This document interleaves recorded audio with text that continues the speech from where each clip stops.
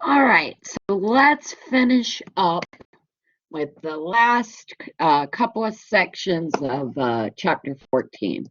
So we're going to cover group therapy, effective psychotherapy, so what makes psychotherapy effective, and then the biomedical therapies, so therapies that use drugs as a way to treat mental disorders. So, and just a heads up, these sections are relatively short, so don't be too terribly concerned. As I said in that previous video, focus more on the therapy approaches. So, uh,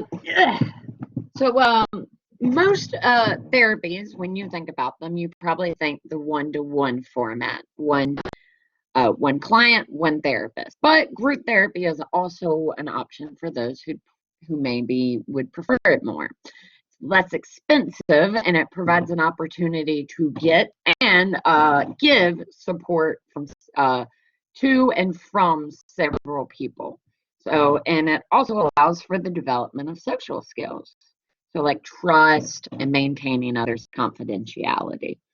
So these are usually used in like psychiatric facilities, group homes, the military, addiction centers, and mental health institutions. And they're also frequently offered by community mental health treatment. That's hard to say. Community mental health centers and outpatient programs. So let's go over a couple benefits to group therapy. One, it's less expensive than individual therapy. So the cost of the therapist is actually shared between several people as opposed to one person paying for it.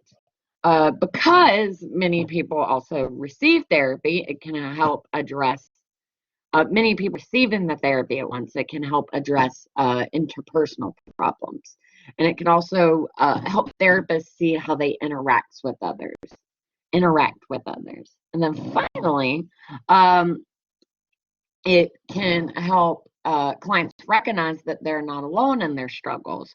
So the next slide, we'll go over the three forms of therapy, and you'll actually see how these benefits play out into each of them. So the three forms of group therapy are family therapy, couples therapy, and self-help groups. These are all pretty self-descriptive and what's the term I'm looking for? It's pretty obvious what they are. So in family therapy, multiple members of the same family are treated as the client rather than one person being the source of the problems.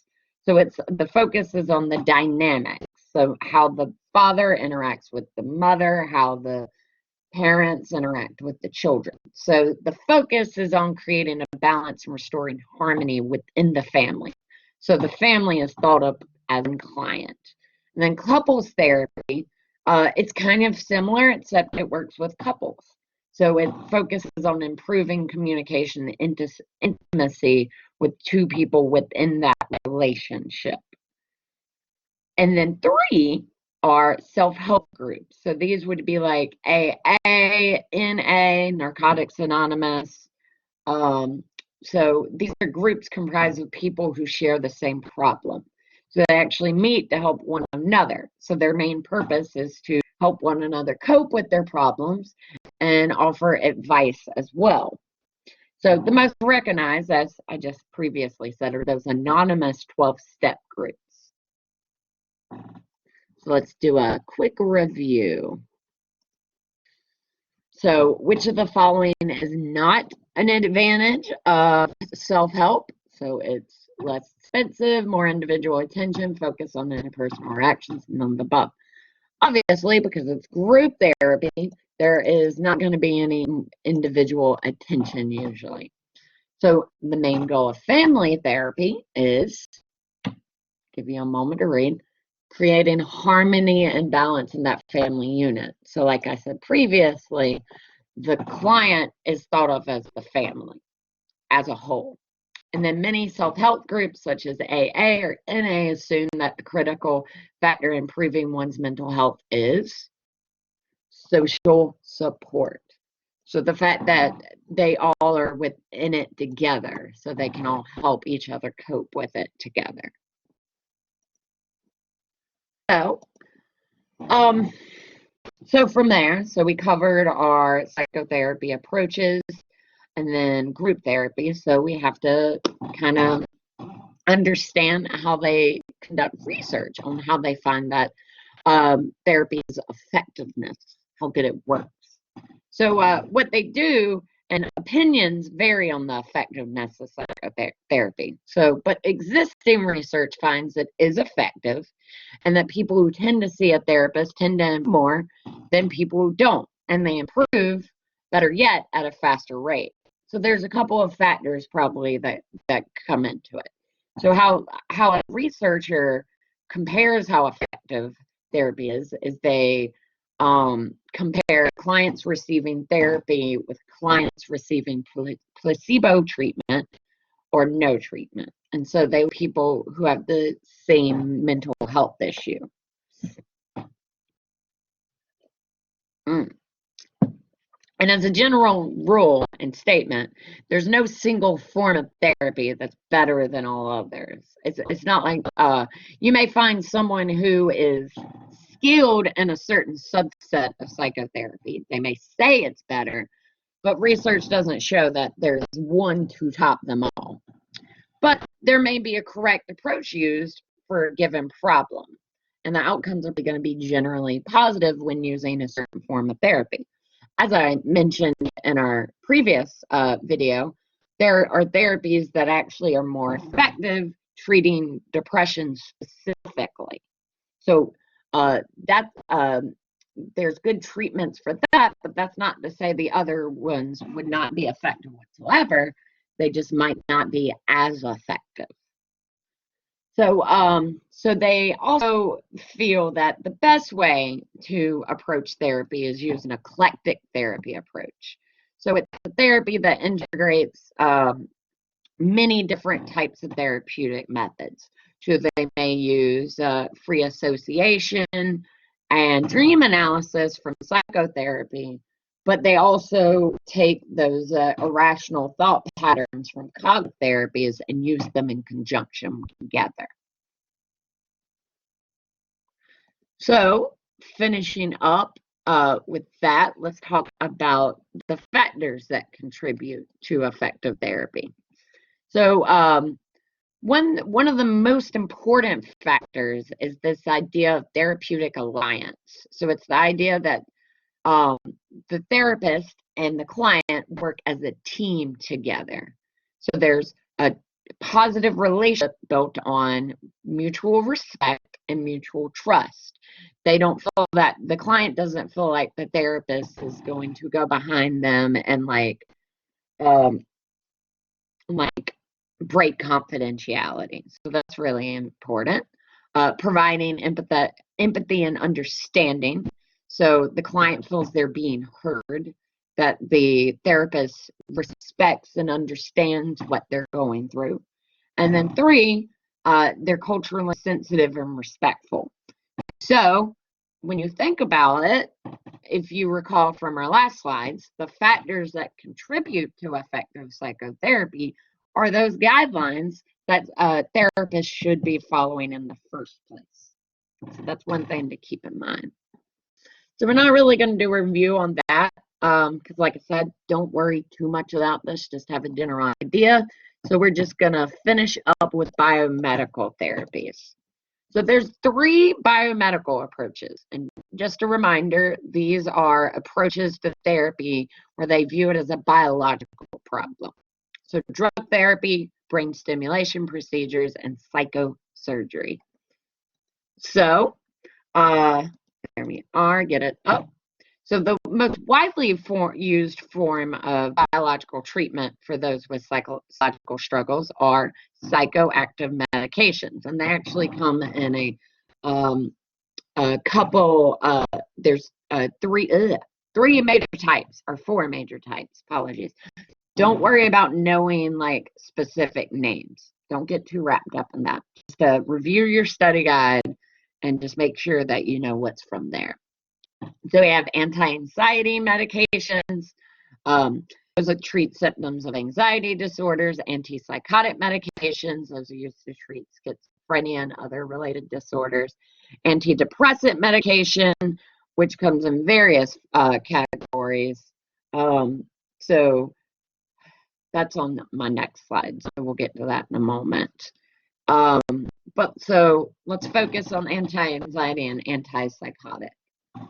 So anti-anxiety are minor tranquilizers. So they help reduce tension and anxiety. While antipsychotic medications are major tranquilizers to relieve those psychotic symptoms.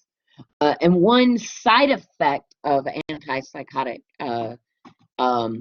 medication is this idea of tardive dyskinesia. So it's involuntary motor movements. And each type of drug, as you probably could guess, carry their own potential negative side effects.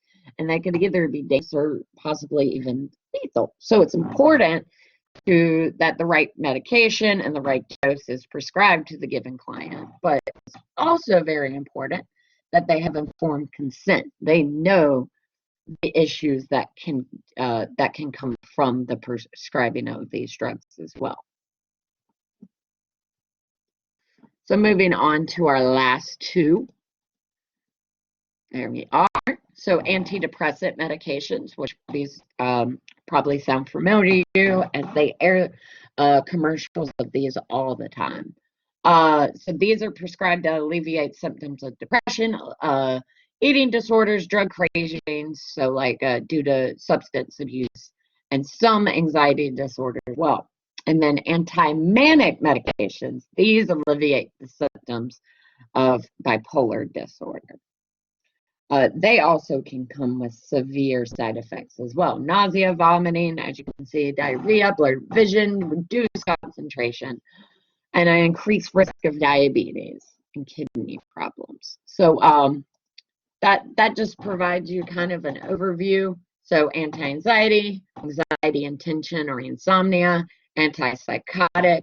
So these are for psychotic symptoms, agitations, delusions. So these, the first top, the conventional antipsychotics, these treat the positive symptoms, while the atypical can treat the positive and also the negative symptoms. And then antidepressant drugs, so they treat depressed mood, excessive anxiety disorders, eating disorders, and substance-related disorders.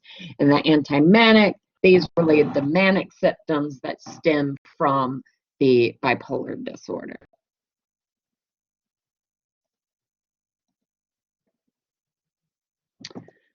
Then with our last two slides, non-invasive brain stimulation, meaning that it's not a surgery, specifically transcranial magnetic stimulation, or TMS, uses magnets to stimulate the neurons in specific areas of the brain. So it's been used to treat depression, but results have been found to be mixed. While ECT involves passing an electric current throughout the brain. So you probably know this as, oh my gosh, I cannot think of what it's called. But shock therapy, there we go.